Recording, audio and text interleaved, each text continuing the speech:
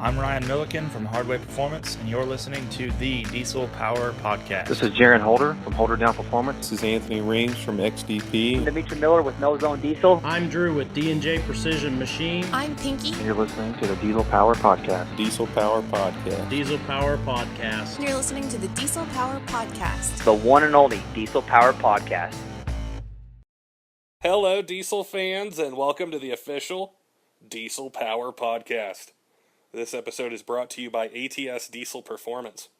If you follow them on social media, or if you haven't, you should go check them out. They posted a teaser video of a new compound kit that they're working on for the 2013 plus 6.7 Cummins. Looks pretty sweet. It's making good power, and all the emission stuff stays on the truck, so you don't have to get rid of anything. It just bolts right on, even to a bone stock truck. So keep your eye out for that. It's going to be coming up here pretty soon. On today's episode, we have Nathan from Apollo Diesel Performance. Nathan and I sat down and chatted about Diesel Power Challenge, what it was like building his truck. And we started to get more into things that he sees in the shop, working on trucks. He does a lot of Duramax repairs and performance upgrades. And some of the things he sees out there when guys take their truck somewhere and it doesn't work or something happens and they bring it to him. And some of the workmanship that he finds and how truck owners out there can save some money. So let's get right in the conversation with Nathan. Can you hear me okay, Nathan? Yep. All right, awesome. I'll start by welcoming you to the podcast, and then we'll get into this question. Get into the questions. Well, welcome to the Diesel Power Podcast, Nathan. It's great to have you today and be able to chat with you about so many different things. Nice to have you. I'm glad to be on the podcast. It took us a while to get this together. Always busy, huh? Oh, yeah. Well, tell us about Diesel Power Challenge. I remember seeing you, compete and watching the truck, but I know our listeners would love to have the details on the truck and how you set it up. Well, I competed in my 07 Duramax, and it's got a built bottom end that consists of Crowler rods and a brand new LML crankshaft that Travis Emig at Emig Performance in Iowa put together for me. It has SoCal Stage 2 heads. Wagler went through the heads and put their valves and little odds and ends in it. It's fueled by Exergy 200% over injectors, 2 Exergy Sportsman pumps, and it's got S468 in the Valley built by Godspeed Turbo Innovations, and a S488 up front. Transmission was put together by Matt Wart's at Blackout Diesel. And, I mean, we put the truck together on Friday night, and we went out there, and I wasn't expecting to, do a whole lot of anything with it, to be honest with you, because, I mean, it was a Friday night build.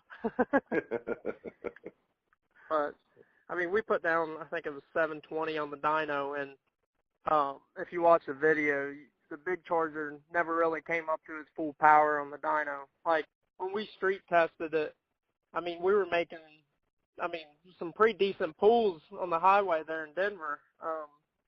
And we figured, the truck would probably make close to 1,000 on the dyno there with the altitude and everything, but it never came up to it. And because we actually decided not to run nitrous because of how clean everything was coming up, but it didn't really pan out for us. And that was one thing I wish I would have ran was nitrous to make up for the elevation. Coming from Ohio to Denver was a big, big difference. Yeah. It's always a challenge, I think, just to, just where the trucks are set up and then just adjustments and things like that. Right. I mean, it's like my truck. I mean, out like I said, from Ohio, I mean, I think we're only about 200 feet above sea level, and it makes over 1,000 horse here, and went out there and we put down 760. I mean, I knew there would be a horsepower loss because of, thin air, but I did not expect that. It was shocking to see that, because in cab, that truck, it felt so good. And when they said you only made 760, I was thinking, damn, wish I had nitrous now. What was it like, competing or just being, in Denver for the week and just the different setups they got, the different trials. That whole entire, I waited for Diesel Power Challenge for about 5 years, and that was one of the deciding factors was to build my truck and to go out there and compete against such, great, personable people. That was a pleasure. Charlie Keeter that won it, he was a great guy to talk to. Hell, I think I spent more time talking to the competitors than actually thinking about competing. Cathey up and her team, they put together a great truck. She has a misfortune of pretty sure melted a piston, and that knocked her out of the drag racing portion of the sled pull, or I think she would have probably finished in top 3. Neil Torley is a hell of a guy. He had trans issues, but it is what it is. You go out there to break shit. And I met Ray McClellan out there. Well, actually, we actually followed one another out there, and I still keep in contact with Ray on pretty much a daily basis. Same way with Travis Kohler and Charlie Keeter. It was just like one big family, and I know you had David Ferguson on there, and I'd like to get a rematch with David on the drag strips as I flooded out the big Charger, and I was pretty embarrassed about that. I wasn't embarrassed enough about the obstacle course, so that done it for me. But one thing I learned about Diesel Power Challenge, it don't matter how much horsepower you make, it's the driver. Honestly, like Travis Kohler hung with us and his truck on the dyno made, I think, it was a stupid low number, like 400 horse or something. Or I think it might have been under that. And, he competed with us, he scored higher than me in points, and, I made double the horsepower he did. So it's not about the horsepower or the truck setup. It's about the driver, in my opinion, because, don't get me wrong, the horsepower does play a part in it, but the driver experience and the driver knowing how the truck's going to act and using that truck on a daily basis, that is your deciding factor. Like Charlie Keeter, he goes drag racing every weekend, so he knows how that truck's going to come up on boost and everything, as opposed to me going out there and making a few test passes on the street and, not really having a whole lot of time of messing with it. And like Travis, he uses his truck as a daily driver. Same way with Jake Patterson. He drove his truck all the way out to Denver. And, they know how their trucks are going to act. Jake had the misfortune of melting a piston on the dyno, and that knocked him out early. But, it's just the driver and, the horsepower does play a part in it, like I said, but I think it's all about the driver, in my honest opinion. Just knowing how your truck's going to act. And for the for next year, are you going to keep the truck set up pretty similar? Are you going to change it up a little bit, or?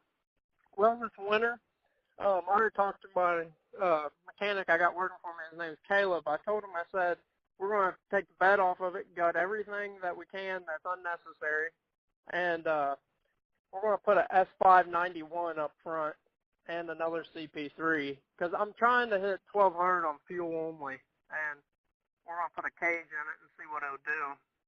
I'd like to try to get the truck around 6,000 pounds and fully, set up for racing, because I'd like to do the ODS racing next year, the 8th mile, try my hand at that. I figured, I got the truck for it, I might as well do something with it. It'll be a fun winter project. Right.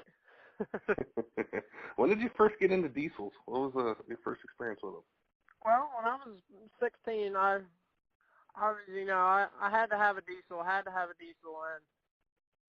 I found a 2000 Cummins 24-valve automatic in Indiana, and I messaged the guy about it, messaged him about it, and like I said, I was only 16. I had $2,000 cash and I think it was a 01 Blazer, and I told him, I said, this is what I got, and he said, well, he's like, no. And about a week later, he texted me, and he said, you know what, he's like, I'll do the deal if you meet me. I'm like, okay. I'm like, sweet. So I drove out there, and I got that Cummins, and I had a trans issue with it because on the way home, if you clicked overdrive, it would start lurching and stuff. So I knew I had a trans issue, and I was sitting there on the way home thinking, well, I just dumped all my money in this freaking thing, and now the trans is acting up. And I think I drove it for about a week or two, and the trans finally went out of it, and I had a local shop rebuild the trans, and probably about 2 or 3 months later when I came up with a little bit of cash, and well, he kind of screwed me on it, and that's what kind of got me into the diesel thing was the second time that trans got rebuilt, I did it myself. And literally in the gravel, pulled the trans out, didn't know what the hell I was doing at the time. And I think I had literally had like 3 or 4 hours in taking a trans out of the truck. It's embarrassing. It's hard to just jump in though, and just. Oh yeah, I experienced that. So I rebuilt the trans, and I think it lasted for about a month.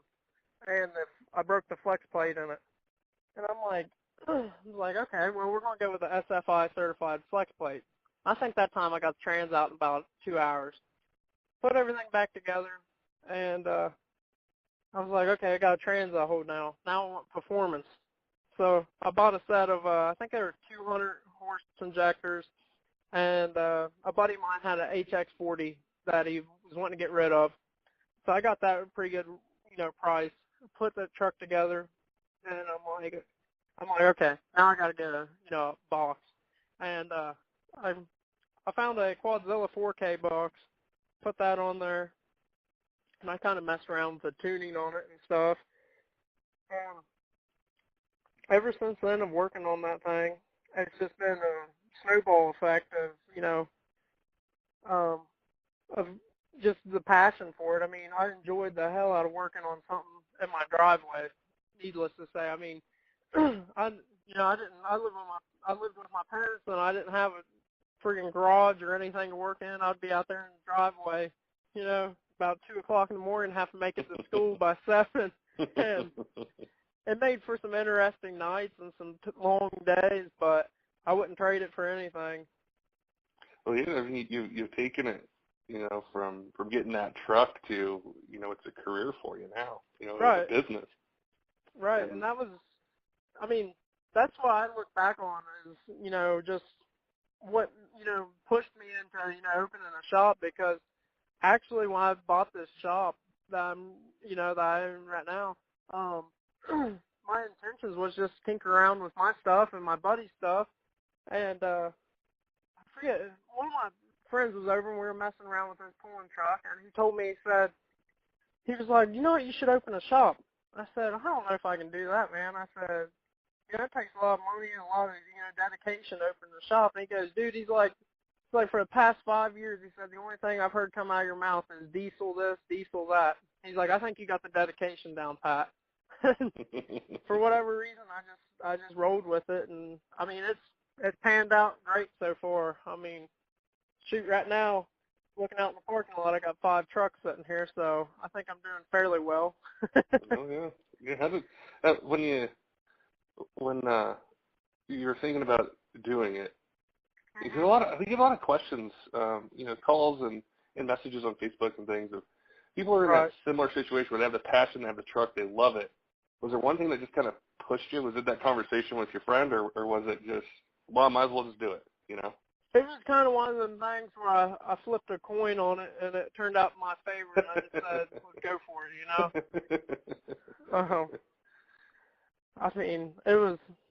It was just one of them things that was, it just came up, and I said, let's roll with it. You guys work? Huh? You guys work on pretty much any, like Duramax, Power Stroke, Cummins, just anything someone needs, like repair or performance or anything on? Yeah, mainly we stay stacked up with Duramaxes, but, we've had a couple of, probably about 2 or 3 6.0s actually, which I'm very happy about, not having more of them. Show up for head gaskets and EGR, delete and oil cooler and whatnot. And 12 valves, I think everybody and their brother have a 12 valve out there, They always want to do something to it. So I'm usually that guy that gets the phone call. Like, man, I just need more performance out of a 12 valve. I'm like, well, what's done to it now? They're like, bone stock. I'm like, that's a great way to start with them. Oh, yeah. They can be hard to find out this way. You know, you can find them every now and then, but I don't know. I don't know if the winters destroy them here, you know, just with everything, but yeah, it's hard to beat those old 12 valves.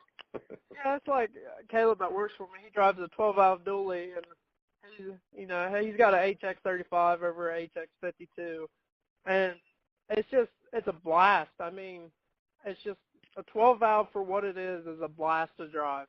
I mean, in my opinion, that's one of the funnest trucks just to beat around in. I mean, don't get me wrong, I like my Duramaxes, but it's just for the bang for the buck. I mean, you cannot go wrong with a 12-valve. I mean, that goes along the lines of any Cummins, really. I mean, shoot, I've had probably 7 or 8 second gens, and about, I think, 2 or 3 of them made over 700 horse, and one of them being a 12-valve dually that I used to own. And, I mean, that truck was a 5-speed, and it was a blast on the street. I mean, it had a S475 as a single charger on it, and when that thing came on, you knew it. Like, that's just another thing is, I mean, a big single on the street is a lot funner than twins because the twins, they kind of, the compounds, they come on, fast. And the big single, it kind of takes it a second. Then once it hits, it hits. I mean, you're full bore. Oh, yeah. The power definitely, the way it comes on is different. It's fun. Right. Right. It is very fun. So with the Duramax trucks, what, either race truck or any other ones you have, what kind of pulled you over towards the Duramax side to jump into that platform?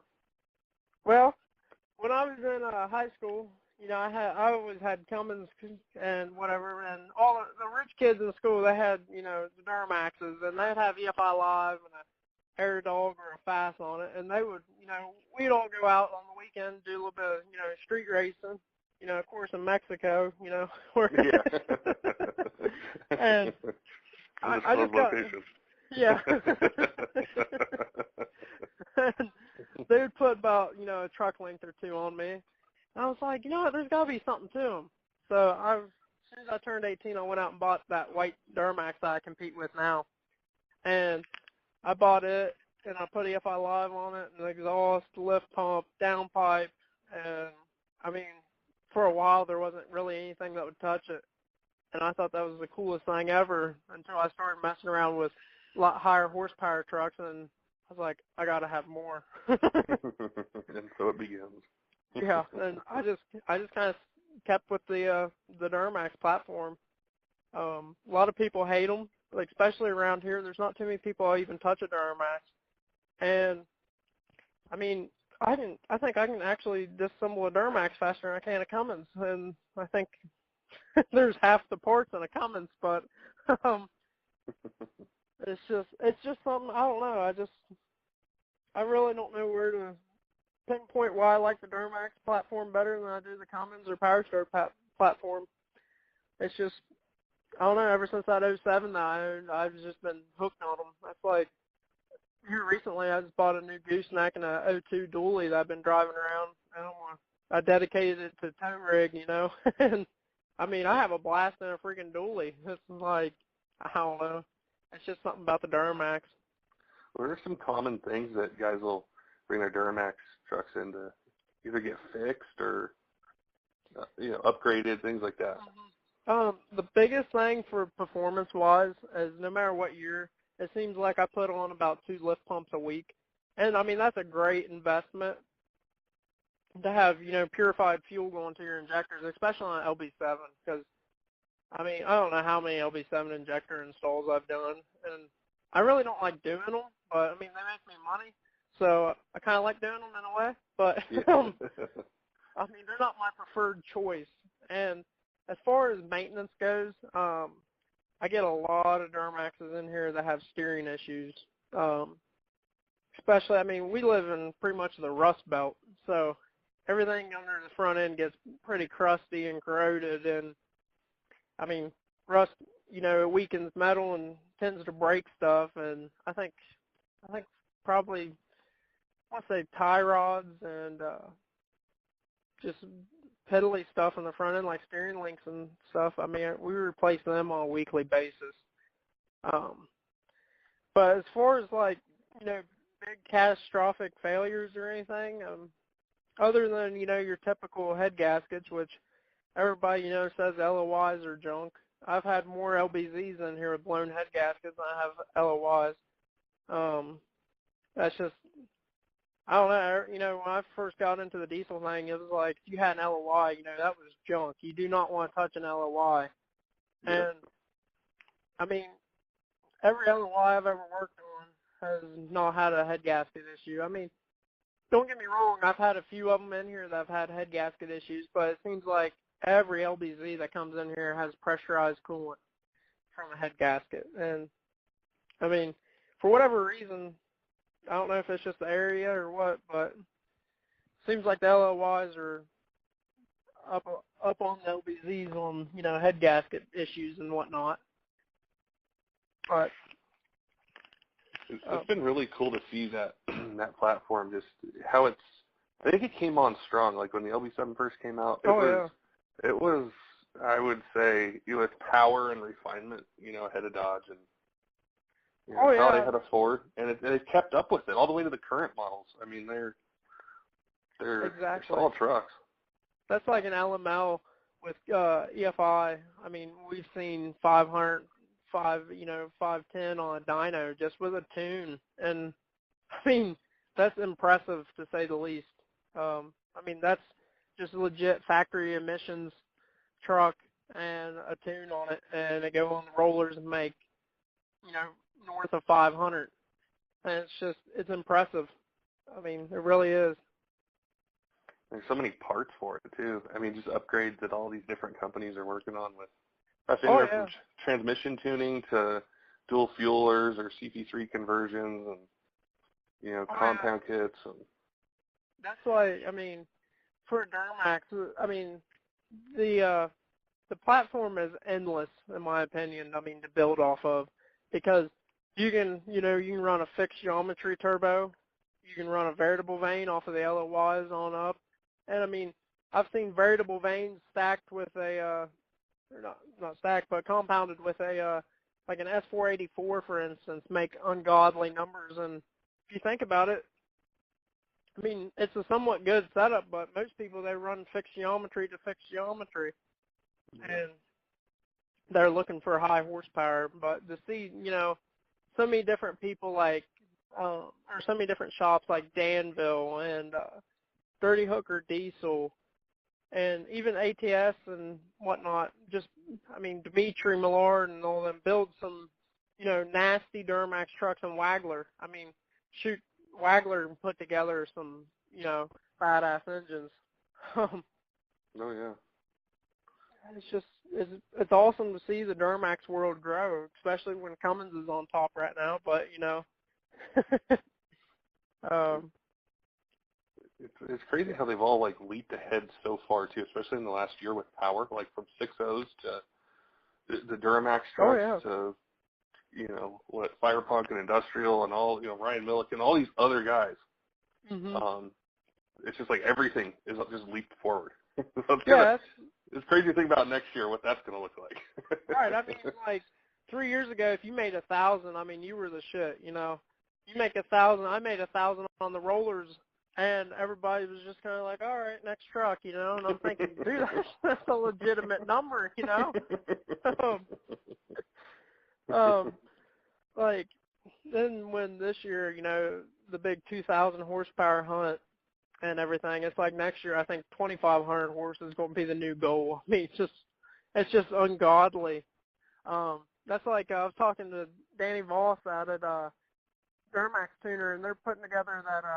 I think it's a 10-liter Cummins or whatever, and they're running 3 S591s on it, and I'm thinking, Jesus, but I mean, that's going to be impressive to say the least. Watch that compete at Ultimate Callout Challenge, and I mean, make 2,000. They're wanting to make 2,000 horse on fuel alone.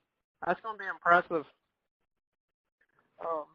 And I mean, a little bit of nitrous ain't gonna hurt anything, and I mean, the odds are, or not the odds, but the sky's the limit on everything. It seems like if you got the money for it, you can do it. Exactly. Yeah, and it'll be here before we know it. Here in the springtime. Where's your shop located? It's located in West Union, Ohio. Kind of out in the middle of nowhere, but it's actually one of the only, diesel shops in southern Ohio, in my opinion. Like, you'd have to venture about an hour or two into Kentucky from here to even, see a diesel shop, or go north 2 hours up to Fisher's Shop or Fire Pond. Sure, there's a few others in between there, but that's just the ones that stick out to me. And I mean, for the location and everything, at first, I figured, I was like, oh, there ain't nobody around here that's really into the diesel thing. But mainly most of my work comes from farmers, needing maintenance, and just the everyday, person looking for horsepower. And they get a hold of me and get set up, and they seem to enjoy it, It's awesome to, take a customer out in their truck, and they bring it in, stock, and take them down the street in it, and they ask, well, what kind of horsepower you think it is, and you show them, and they're like, oh my God, that's amazing, it's awesome. I get a bigger kick out of seeing the customer's face light up about, their truck breaking tires loose at 50, 60 miles an hour than anything, especially on a lot of higher horsepower builds. And I think I enjoy working on, other people's trucks and, getting them set up more than I do working on my own truck and driving it for whatever reason. Yeah, that's a really good point. I think that's what the shops that we've had on, they have that same feeling where they like to see the customers' trucks and expressions and their joy with it. Right. Almost more than their own truck, and that's right. That's a good quality, in a business and in a shop. Oh yeah. So. That's like I like when a customer comes in, and the best thing about it is when they say, well, this is my horsepower goal and here's my budget. And I'm like, yes, I can work with that and, make that horsepower goal. And when they get their truck, they're just like, dude, this is, awesome. And I mean, it puts a big smile on my face and makes me feel happy that, it's a job well done. But, I mean, it's just something about it. I don't know how to really explain it. It's just a great feeling. And I'm very fortunate, to have a great mechanic like Caleb working for me and everything. And I mean, shoot, I've had him stay over, 2 or 3 hours after quitting time to finish up projects and stuff. And it's an awesome feeling, to be able to work alongside of someone like that. And, them be dedicated just as much as I am to the shop and the growth of the shop and everything, and make everything perfect for the customer. And I'm just very fortunate, to have that. That's awesome. What's the if for any of you guys listen to the podcast or they see it on social media, what's the best way for someone to contact you? Get a time set up, bring their truck in, and either get fixed or you'd add some power to it. I have a Facebook page, Paula Diesel Performance. Mainly that's where everybody gets a hold of me. I usually wake up with about 20 to 30 friggin' messages I have to go through in the morning before I get to the shop. I mean, that's mainly how everybody gets a hold of me, or they can reach me at my shop phone at 513-265-2961. That's why, I mean, it's just really a mixture between Facebook and advertisement. My name gets out there, to people, and they usually hit me up when they want stuff done or, maintenance or whatever. And I mean, it's a great feeling to, get a call from a customer and say, hey, well, I used to go to this shop, but, I got my truck back and, this has been happening, and you know exactly what's wrong because it was a bad install, and you bring them in, get them set up, and they end up being, a lifelong customer for you. That's just, it's a great feeling to know that your work was done 100% right, and the customer is 100% satisfied with it. Like, there's shops around here, little piddly shops, I call them fly-by-night, fly-by-night, freaking shade tree mechanic shops out here, and, they hobble up some stuff, and I get it in, have to go through it and decipher, what the hell's actually wrong with it, and it's bad for the business, it's bad for the growth of the diesel, community. Don't get me wrong, there is some, small no-name shops around here that do good work, but it seems like the bad outweighs the good. And yeah, that's a really good point, and because sometimes people, like, they're not bit by the diesel bug right away. They might buy the truck for work or for something like that, and then you have a horrible experience with a repair or something like that. Some guys just sell the truck. They're like, I'm just going to go back to gas. I just don't want to deal with this, and that's a really good point. That's like a good friend of mine. He just bought we just actually finished up his LB7, and it had injectors and stuff done to it, probably, I don't know, let's say 50,000 miles ago, and when I opened the valve covers after I finally got all the stripped out valve cover bolts out of it, it was just a mess to see what they done. Putting in return line bolts with vice grips and stuff, and it's just like, and the money that the guy before him spent on everything, it's just ungodly to see that.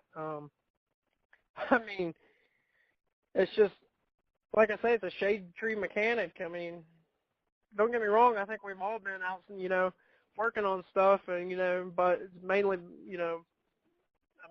it's not, something in depth like that. An injector install should be done by, a professional or someone that at least knows what they're doing, not putting in return line bolts with vice grips. Yeah. That blew my mind when I seen that, and I kind of figured something was up when half of the valve cover bolts were stripped out, and most of them you could take out with your friggin' fingers. I knew that the injector install wasn't that great to begin with, but to see something like that, honestly, it broke my heart to see that someone would even attempt to do something like that. And, that's like, a lot of customers, my prices, they're competitive, but they're not the cheapest out there because, I like to think that you have to, you pay for, the quality. And, I have to make a living at it myself. I'm not, Joe Smo down the street there that does it in his free time. I'm dedicated to, establishing my shop and growing with it. And, I'll have customers stop out and they'll be like, well, I got quoted, $1,500 from, Jimmy down the street there. And I'm like, well, I said, right here's $2,500, and I guarantee after you get done spending the, your money down the street there, you bring it back to me. If not, great job, you picked the right person, I guess, but it just seems like everybody, especially around here, thinks that they know how to work on trucks and know how to build the, the baddest thing on the block, but do shitty installs. And it gets to me, honestly. It reminded me when you were telling me that of when I asked Randy Reyes what he's seen inside transmission cores, and he said everything. Yeah. I imagine. Yeah.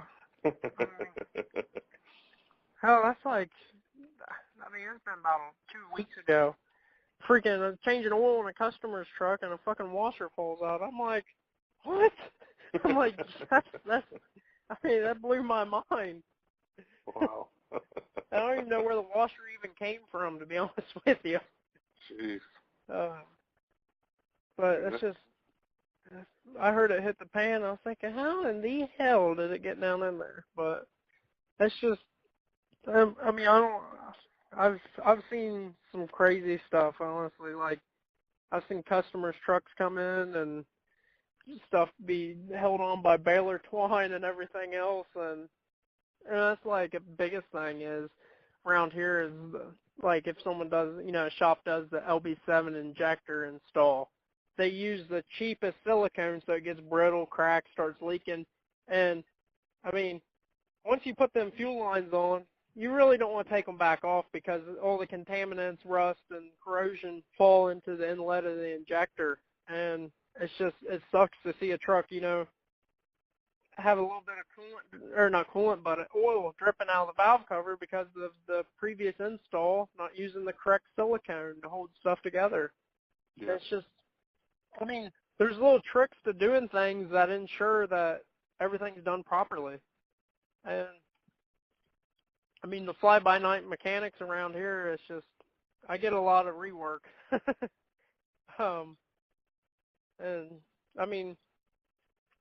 Don't get me wrong, not everybody's, no one's perfect by any means. I've had fluke things happen, like, just little piddly stuff happen, and, I made it right with the customer and been like, hey, well, I don't know how this happened, but it did happen, and I'm covering it, and it's just, it's crazy to see. Then there's, shops that take advantage of customers and stuff, and it's hard to see that. Because I'm in it, for the fun, to build my, my shop, establish it, get a name out there, and you got, someone charging $5,000 for an injector install and then bringing them injectors. Like, seriously, where is the, Yeah. It's crazy anymore. There's just, it's unbelievable, to say the least. Well, we'll make sure and we'll get some. I'll put a link to your Facebook page. Okay. When we launch this, and so you guys can just click over and just message you right away. And it was really awesome to chat with you today and learn more about your truck and your business, what you're doing, and where you're taking care of customers. We appreciate you being on. I appreciate it. Like I said, it's been a long time coming, but I'm glad to finally get on and discuss everything. That's like today. I said, screw it. I said, we're going to, close down the shop for about 30 to 40 minutes. I got to get this interview done. I've been putting you off for a while. That's all right. We know it gets busy and everything, and we appreciate chatting with you, and look forward to seeing that truck next year too. Oh yeah, it's going to be out there.